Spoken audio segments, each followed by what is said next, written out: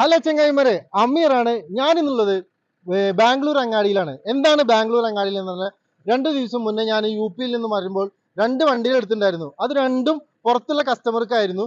ആ കസ്റ്റമറുടെ വണ്ടി ഇന്ന് ബാംഗ്ലൂർ എത്തിയിട്ടുണ്ട്. ഒന്ന് ഇതാണ് 2011 മാനുഫാക്ചറിങ് 12 രജിസ്ട്രേഷനുള്ള ഫോർച്യൂണർ.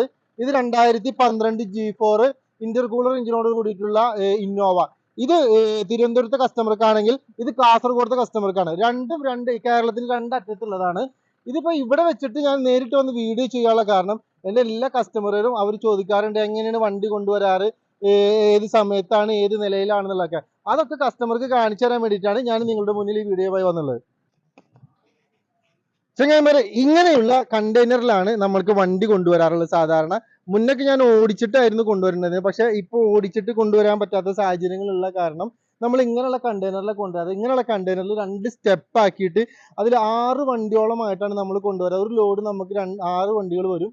6 വണ്ടി മൊത്തമായിട്ട് നമ്മളെ കയ്യിലില്ല എന്നുണ്ടെങ്കിൽ നമ്മൾ എന്താ ചെയ്യാന്ന് വെച്ചാൽ അത് നമ്മൾ മിക്സ് ആയിട്ട് കൊണ്ടുവരുന്ന ആൾക്കാരുണ്ട്, അവർ കൂടെ കൊടുത്തയക്കാറ്. അപ്പൊ ഇപ്പൊ നമുക്ക് നിലവിൽ വന്നിട്ടുള്ളത് ഈ കാണുന്ന കിടുക്കാച്ചി അടിച്ചാപ്പൊളി ഫോർച്യൂണറും ഈ കാണുന്ന അതിലുപരി അടിച്ചാപ്പൊളി ആയിട്ടുള്ള ഇന്നോവ. ഇന്ന് 2 വണ്ടികൾ മാത്രമേ നമുക്ക് വന്നിട്ടുള്ളൂ. ഇനി വണ്ടികൾ നമുക്ക് വന്നുകൊണ്ടിരിക്കുന്നുണ്ട്.